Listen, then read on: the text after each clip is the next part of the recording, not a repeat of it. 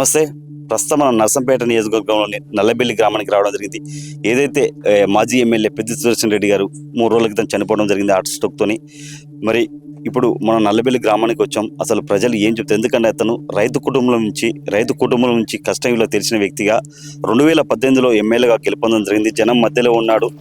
ప్రజా జీవితంలో గడిపాడు. ప్రజలు ఎప్పుడు ఏ ఆపద ఉందన్నా కానీ నేనున్నానంటే ఎప్పుడు ముందుకు వచ్చేవాడు. మరి ఇప్పుడు జనాలు ఏం చెప్తారు? అసలు ఆ నాయకుడితో ఉన్న అనుబంధం ఏంటి?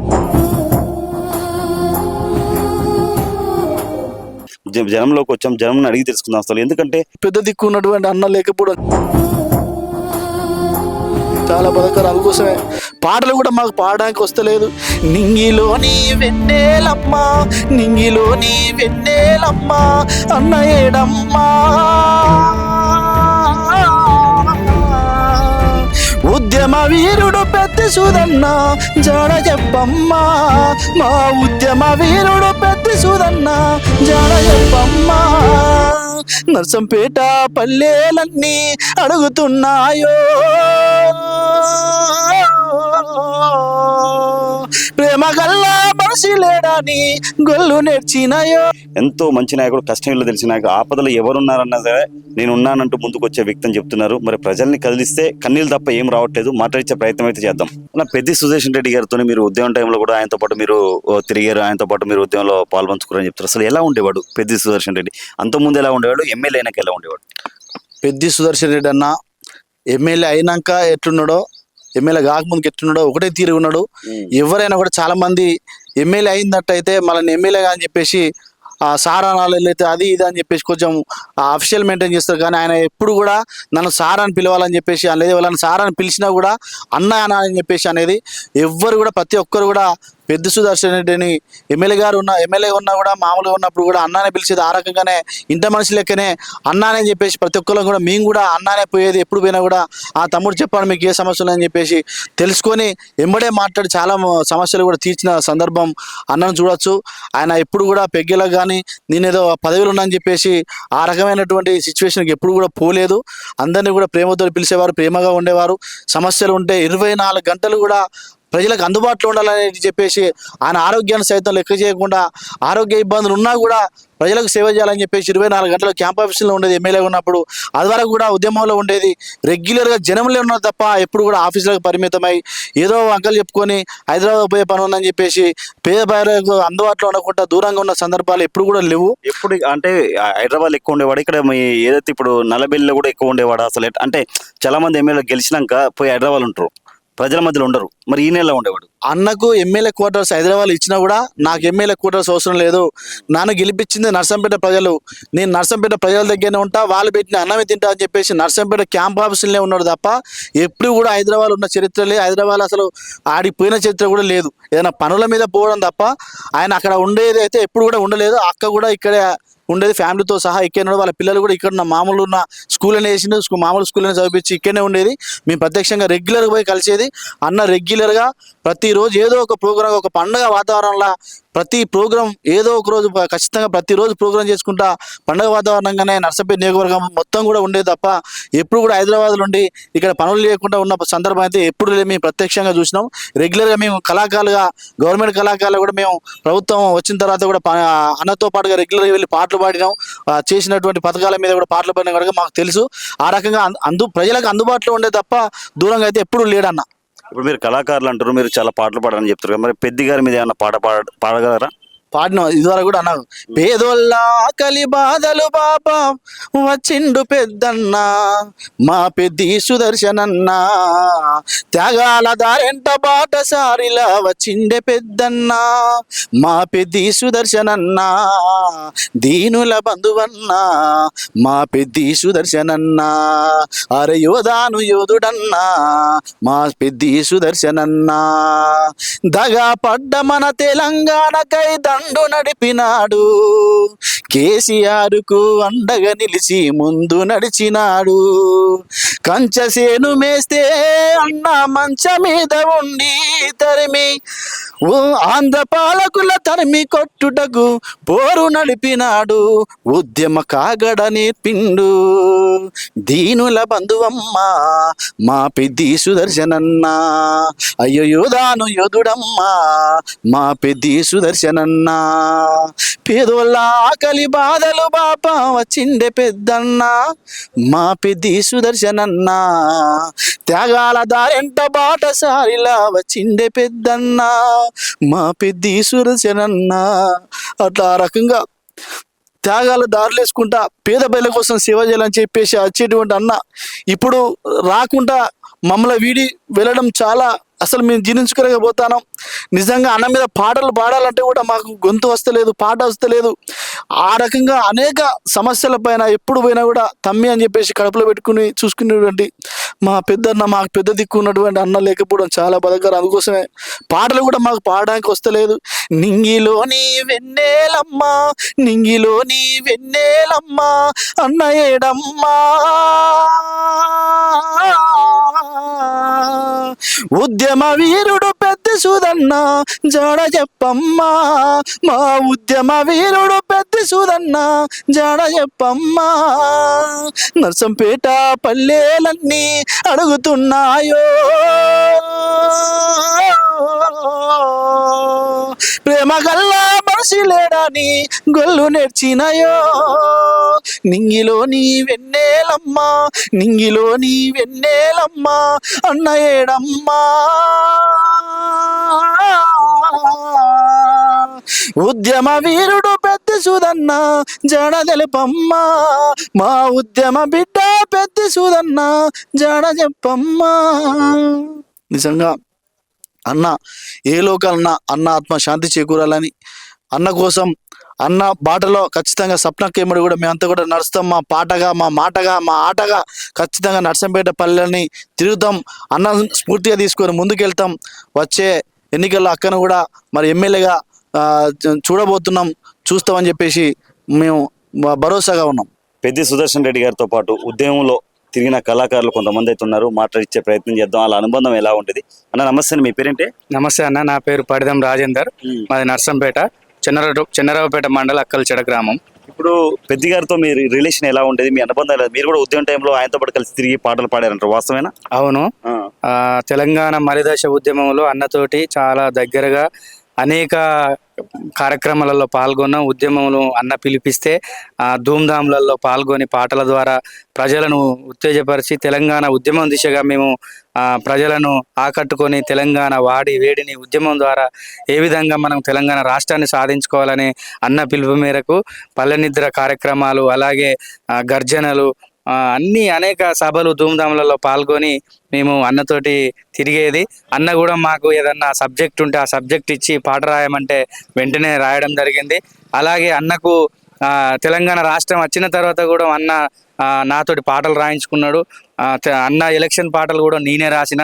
అందులో అన్న బాగా అన్నకు పేరు తెచ్చిన పాట జనం జనం ప్రపంచనం జజ్జన కరికూతో జమిడి కళ్ళ మోత నర్సంపేట గడ్డ మీద టిఆర్ఎస్ హోరో కారు గుర్చుగోరో, జనం జనం ప్రపంచనం జజ్జన కరికూతో జమిడి కళ్ళ మోత నర్సంపేట గడ్డ మీద టిఆర్ఎస్ హోరో కారు గుర్తు జోరో, పెద్ది సుదర్శనన్న బరిలో నిలిచను, పేద ప్రజలు అంతా గుమిగూడి వచ్చను, జనం జనం అరే జనం జనం అని ఈ పాట కూడా రాయడం జరిగింది. అప్పుడు తెలంగాణ ఉద్యమంలో ఉవ్వెత్తున ఎగిసిపడుతున్న క్రమంలో నాకు మరి అన్న ఒకటి మన రాష్ట్రంలో ఎక్కడ లేని దీక్షలు మనకన్నా నర్సంపేటలో చేయడం జరిగింది.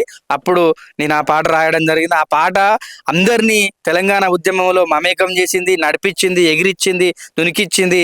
ఆ పాట ఈ పూట నా నోట అలుపెరుగని దీక్షలతో నర్సంపేట నా నర్సంపేట, రాష్ట్రముకై రగులుతున్న ఉద్యమ బాట పోరు పువ్వుల తోట, అలుపెరుగని దీక్షలతో నర్సంపేట నా నర్సంపేట రాష్ట్రంకై రగులుతున్న ఉద్యమ బాట పోరు పువ్వుల తోట ప్రతి ఒక్క కుల సంఘం దీక్షకు సంఘీభావం ఒక్కటైన జనసంద్రం గర్జించిన యువ సైన్యం విద్యార్థులు మేధావులు గలమెత్తిన కళాకారులు మేధావులు అంతా కలిసి ధూముదాము చేసినారు చల్ అలుపెరుగని దీక్షలతో నర్సంపేట నా నర్సంపేట రాష్ట్రంకై రగులుతున్న ఉద్యమ బాట పోరు పువ్వుల తోట ఈ విధంగా రాయడం జరిగింది. అనేక పాటలు ఎలా ఎలా ఎలా ఎలా ఉండేవాడు మీతో, ఆయన అనుబంధం ఎలా ఉండేవాడు? అంటే ఎమ్మెల్యే కాకముందు చూశారు మీరు అతన్ని, ఎమ్మెల్యే అయినాక చూశారు, ఏమైనా చేంజెస్ ఉన్నాయా?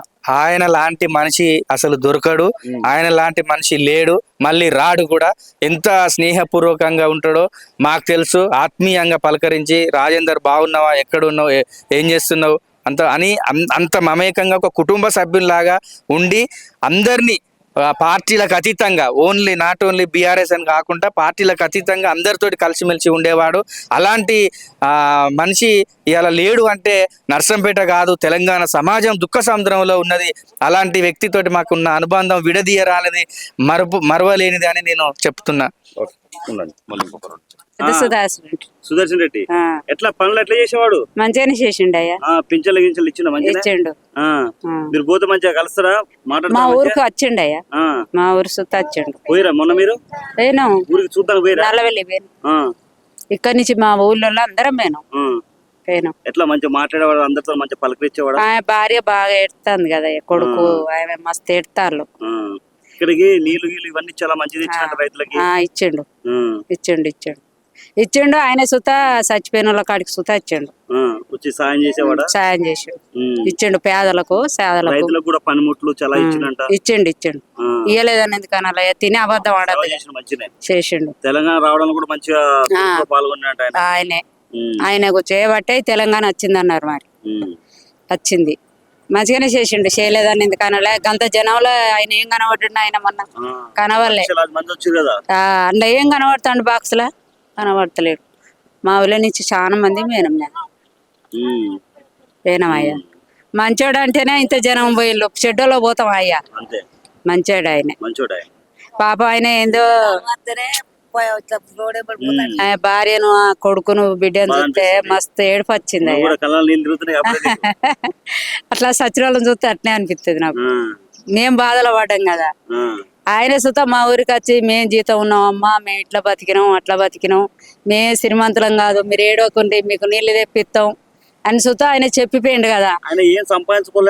సంపాదించుకోలేదు అయ్యా ఆయన, ఏం లేవు ఆయన దగ్గర పాపం. ఎమ్మెల్యే అయిండు కానీ ఆయనకి ఎవరు సహాయపడ్డరో దేవుడు ఎవరికి ఇచ్చిండో సాయం చేసిండు. బియ్యం ఇచ్చిండు, పైసలు ఇచ్చిండు, రోడ్లు కూడా మంచి రోడ్లు ఇచ్చిండు. ఆయన వచ్చినాకనే బాగా ఏడవరా అయ్యా. ఆయన ఎట్లా కనబడతాడు ఇక ఇక్కడికి ఉన్న ఆయన 3వ రోజు అయిపోయా. మంచోడు అనే ఎడుతాం, చెడ్డోళ్ళకి ఏడిపోతుందా? ఆయన ఏం చేసిండు మాకు అనిపిస్తుంది. మంచిగానే చేసిండు అయ్యా.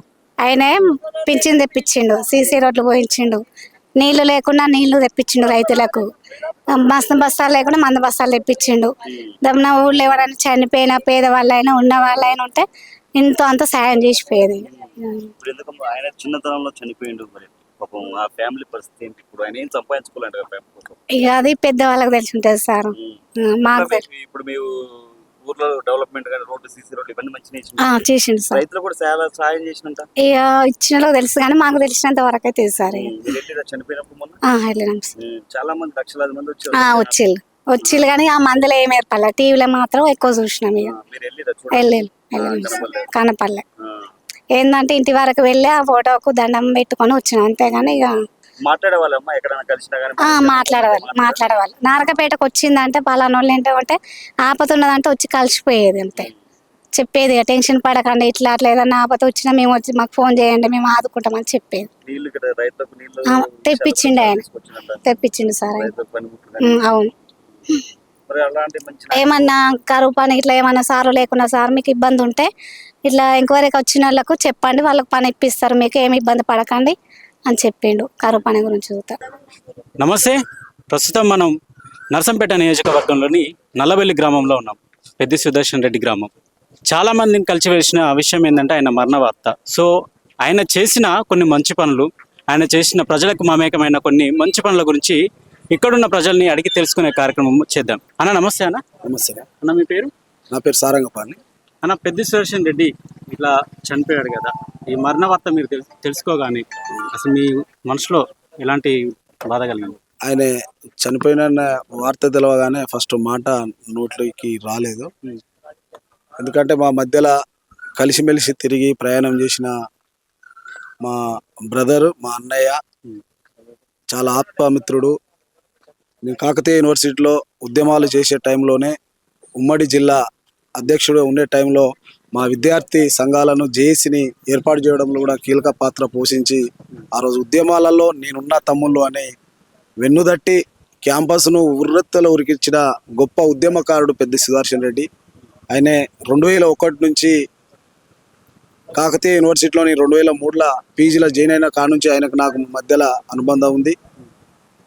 ఎప్పుడు కూడా ఒక నీతి నిజాయితీతోటి నిరంబడతోటి ఎక్కడ కూడా ఆయన చేసిన ఉద్యమం ఈరోజు తెలంగాణ రాష్ట్రం ఏర్పడడంలో కీలక పాత్ర పోషించిండు. ఈరోజు 2001లో కేసీఆర్ గారు పార్టీ పెట్టిన తర్వాత కేసీఆర్ వెన్నుదండుగా ఉంటూ ఈరోజు బీఆర్ఎస్ పార్టీలో నాటి టీఆర్ఎస్ పార్టీ ఉద్యమంలో రావడానికి కీలక పాత్ర పోషించిన వ్యక్తి. ఈరోజు ఆయన మా మధ్యలో లేకపోవడం చాలా బాధాకరమైన విషయం. ఈరోజు ఆయన చనిపోయిండు అనే వార్త తెలవగానే ఒక గుండె ఆగిపోయింది. పక్కనే ఉన్న కొండాలపల్లెలో ఊరటి నరేష్, ఆయన ఒక పొలిటికల్ ఉద్యమకారుడు, సుదర్శన్ రెడ్డి అన్నకు వీరాభిమాని. ఆయన బాగు లేడని తెలవగానే గుండె ఆగి చనిపోయిన ఆయన వెంటనే గుండె ఆగి చనిపోయిండు ఆయన. అంటే అట్లాంటి అభిమానాలను సంపాదించుకున్న నాయకుడు పెద్ది సుదర్శన్ రెడ్డి. ఆయన డబ్బులు సంపాదించలేదు, ఆప్తులను చాలా మంది అభిమానులు, లక్షల మంది అభిమానులను సంపాదించుకున్న గొప్ప నాయకుడు పెద్ది సుదర్శన్ రెడ్డి. ఈరోజు వాస్తవంగా మాట్లాడాలంటే, ఆయన గురించి మాట్లాడాలంటే కళ్ళ నుంచి నీళ్ళు వస్తున్నాయి. మన మధ్యలో ఆయన లేడు. ఈరోజు ఆయన చేసిన పనులు ఈరోజు నిన్న మీరు చూశారు, ఎంత బ్రహ్మాండంగా ఆయన అంతిమయాత్ర జరిగింది అనేది. మీరు లక్షల మంది తండోపతండాలుగా ఒక 31 కిలోమీటర్ ర్యాలీలో ఎక్కడ చూసు విసికెత్తే రాలనంత జనం ఈరోజు ర్యాలీలో పాల్గొన్నారు. దానికి కారణం ఆయన చేసిన పనులు. ఓకేనా, ఇప్పుడు ఈ కుటుంబానికి భరోసా ఎవరు మరి? వాస్తవంగా మొదటి నుంచి పెద్ది సుదర్శన్ రెడ్డి గారు ఉద్యమ టైం నుంచి కేసీఆర్ గారికి ఒక కన్న కొడుకులాగా, ఆయన చేదోడు వాదోడుగా ఆయనతోటే ఉన్నాడు. ఇప్పటికి కూడా రాష్ట్ర పార్టీ మొన్న హాస్పిటల్లో ఉన్నప్పుడు కేసీఆర్ గారు, హరీష్ రావు గారు ఇద్దరు వరంగల్కి వచ్చి అతను యశోద హాస్పిటల్కి తీసుకెళ్ళి మొత్తం రాష్ట్ర పార్టీ వాళ్ళే చూసుకోవడం జరిగింది. ఇప్పటికి కూడా మేము రాష్ట్ర పార్టీ, కేసీఆర్ గారు ఈ ఫ్యామిలీని వదులుకోడు. ఖచ్చితంగా ఈ ఫ్యామిలీ పిల్లల విషయంలో కానీ, ఫ్యామిలీ విషయంలో కానీ కేసీఆర్ గారు ఖచ్చితంగా మా పెద్ది సుధన్న కుటుంబానికి అండగా ఉంటాడనే నమ్మకం, భరోసా మాకుంది. ఇప్పటికే వాళ్ళు చెప్తున్నారు, ఖచ్చితంగా అది అవుతుందనే నమ్మకం మాలో అయితే ఉంది. అన్న, ఇప్పుడు సుదర్శన్ గారికి ఇంత సడన్ గా స్ట్రోక్ రావడానికి కారణం ఏదైనా ఉన్నదని అనుకుంటున్నారా మీరు? అయితే ఒక్కటి అనుకోవచ్చు, ఆయన ఓడిపోయిన తర్వాత ఆయన ఎవరికి భయపడడు. ఏదైనా తప్పులు చేసిన వ్యక్తిని సూటిగా ప్రశ్నించే తత్వం ఉన్న వ్యక్తి. ఆయన ప్రశ్నించే తత్వం ఆయన పుట్టుకతోటే ఆయనకు వచ్చింది. ఎవడైనా తప్పు చేస్తే సహిస్తాడు. ప్రభుత్వం తప్పు చేస్తుంది, సివిల్ సప్లై చైర్మన్గా ఆయన చేసినప్పుడు సివిల్ సప్లైలో ఏ విధంగా ఉంటుంది ఆయనకు తెలుసు. కాబట్టి ఈ మధ్య సివిల్ సప్లైలో కుంభకోణం జరిగింది. వాళ్ళు కావాలనే 1100 కోట్ల కుంభకోణం చేసిళ్ళు. ఇది కరెక్ట్ కాదు, అది ప్రజల సొమ్ము. ప్రజల సొమ్మును దుర్వినియోగం చేస్తున్నారు. ఇది కరెక్ట్, ముమ్మాటికి తప్పు. ఇది ఖచ్చితంగా ఇది రిఫండ్ కావాల్సిందే అని ఈ మధ్యలో గవర్నమెంట్ మీద ఫైట్ చేసుకుంటూ కోర్టులను కూడా ఆశ్రయించడం జరిగింది. ఇది తప్పు అని విత్ ఎవిడెన్స్లతోటి ఒక 10-20 పేజీలు రాసుకొని పోయి కోర్టులో కూడా వేసి ఇప్పుడు కోర్టులో ఆ కేసు కూడా నడుస్తుంది. దాంతోపాటు ఇంకా చాలా ఆయనను ఇబ్బంది పెట్టాలనే ఉద్దేశంతో ఇక్కడ వ్యాపారస్తులను ఆయన ఎలక్షన్ జరిగినప్పుడు అకౌంట్ తీసి హైదరాబాద్లో కేసు పెట్టించి ఆయనకు దగ్గరున్న మిత్రులను ఇక్కడ నుండి హైదరాబాద్ తీసుకొచ్చి పోలీస్ స్టేషన్లో పెట్టి కూడా ఆయన చిత్రహింసలకు గురి చేసిళ్ళు. ఆయనను ప్రభుత్వం పరంగా చాలా ఇబ్బంది పెట్టిళ్ళు. ఆయన ఆ మెంటల్ టార్చర్ తోటి కూడా ఆయనకు చాలా ఇబ్బంది జరిగింది. రీసెంట్లీ ఆయనకు మాజీ ఎమ్మెల్యేలకు గన్మెన్లు ఉంటే ఆయన గన్మెన్లను కూడా ప్రభుత్వం తీసేసింది. ఆయన గన్మెన్లను తీసేస్తే కూడా ఆ విషయంలో కూడా కోర్టుకు ఆశ్రయించాడు. న్యాయపరమైన పోరాటానికే పోతే తప్ప ఎందుకంటే మాజీ ఎమ్మెల్యేలకు అందరికీ గన్మెన్లు ఉన్నారు. మరి నా గన్మెన్లను కూడా తీసేయడం ఇది కరెక్ట్ కాదు. నా న్యాయబద్ధమైన హక్కు అది. నా హక్కును మీరు తొలగించే రైట్ మీ ప్రభుత్వానికి ఎక్కడదని న్యాయస్థానానికి పోతే న్యాయస్థానం కూడా ఆర్డర్ ఇచ్చింది. ఆర్డర్ ఇచ్చిన తర్వాత కూడా ఈ ప్రభుత్వం గన్మెన్లను ఇవ్వలే. ఆ గన్మెన్లు లేకపోవడం కూడా మా సుదర్శన్ రెడ్డి గారు చనిపోవడానికి కారణం. ఎందుకంటే గన్మెన్లు పక్కకుంటే ఆయన కాపసాపతలో ఇబ్బంది అయితే వెంటనే ఒక 10 నిమిషాలు ఆయన హాస్పిటల్ పోతే బతికేటోడు. ఆ రోజు గన్మెన్లు ఉంటే కూడా ఆ గన్మెన్లు పక్కకుంటే వాళ్ళు ఆటోలు ఇటోలు పట్టుకొని తొందరగా హాస్పిటల్ తీసుకుపోతే ఆక్సిజన్ ఆయనకు అందితే ఈరోజు బతికే వ్యక్తి. కానీ గన్మెన్లు తీసేసి కూడా ఇవాళ పెద్ది సుదర్శన్ రెడ్డి గారు ప్రాణం తీసిండు. ఇంకో విషయం ఏంటంటే ఆయనకు 21 సంవత్సరాల నుంచి ఆయనకు లైసెన్స్ గన్ ఉంది, ఆయనకు లైసెన్స్ వెపన్ ఉంది ఆయన దగ్గర. ఆ లైసెన్స్ కూడా రద్దు చేసి ఆ వెపన్ కూడా రిటర్న్ తీసుకున్నారు. ఈరోజు మా పెద్ది సుదర్శన్ రెడ్డి గారు చనిపోవడానికి కారణం కూడా ప్రభుత్వం కూడా బాధ్యత వహించాలి. ఇన్ని రకాలుగా చిత్రహింసలు పెట్టి ఇవన్నీ మానసిక వేదనకు గురయ్యండి. ఇవన్నీ మానసిక వేదనకు గురై ఈరోజు ఆయన చనిపోవడానికి కూడా అది ఒక కారణమే అని నేను ఈ సందర్భంగా చెప్తున్నాను. అతను రైతు కుటుంబం నుంచి కష్టంలో తెలిసిన వ్యక్తిగా 2018లో ఎమ్మెల్యేగా గెలుపొందడం జరిగింది. జనం మధ్యలో ఉన్నాడు, ప్రజా జీవితంలో గడిపాడు. ప్రజలు ఎప్పుడు ఏ ఆపద ఉందన్నా నేను ఉన్నానంటే ఎప్పుడు ముందుకు వచ్చేవాడు. ఎందుకంటే మనం చాలా చూస్తాం, ఇవాళ రేపు సర్పంచ్, జెడ్పీటీసీ, ఎమ్మెల్సీ మామూలు ఇల్లే కోట్లు సంపాదిస్తారు. కానీ ఇతను ఇల్లు చూడండి, బ్యాక్గ్రౌండ్లో సింపుల్ సిటీ. ఎప్పుడు అందుబాటులో ఉండే నాయకుడు, కష్టంలో తెలిసిన నాయకుడు. తెలంగాణ ఉద్యమంలో చాలా చురుకైన పాత్ర పోషించి తెలంగాణ రావడంలో తన వంతు పాత్ర పోషించాలని చెప్పి కేసీఆర్ గారితో 2021 నుంచి ఈ మొన్నటి వరకు కేసీఆర్ గారితో అడుగుజాడలో కేసీఆర్ గారితో అడుగులేశాడు. మరి ఇప్పుడు బీఆర్ఎస్ పార్టీ కూడా ఈ కుటుంబానికి భరోసా ఇవ్వడం జరిగింది. మరి ఇప్పుడు జనాలు ఏం చెప్తారు, అసలు ఆ నాయకుడితో ఉన్న అనుబంధం ఏంటి, అసలు ప్రజలు ఏం చెప్తారు, జనంలోకి వచ్చాం, జనం అడిగి తెలుసుకుందాం అసలు. ఎందుకంటే ఎంతో మంచి నాయకుడు, కష్టంలో తెలిసిన నాయకుడు, ఆపదలో ఎవరున్నారన్నా సరే నేను ఉన్నానంటూ ముందుకు వచ్చే వ్యక్తి అని చెప్తున్నారు. మరి ప్రజల్ని కదిలిస్తే కన్నీళ్ళు తప్ప ఏం రావట్లేదు.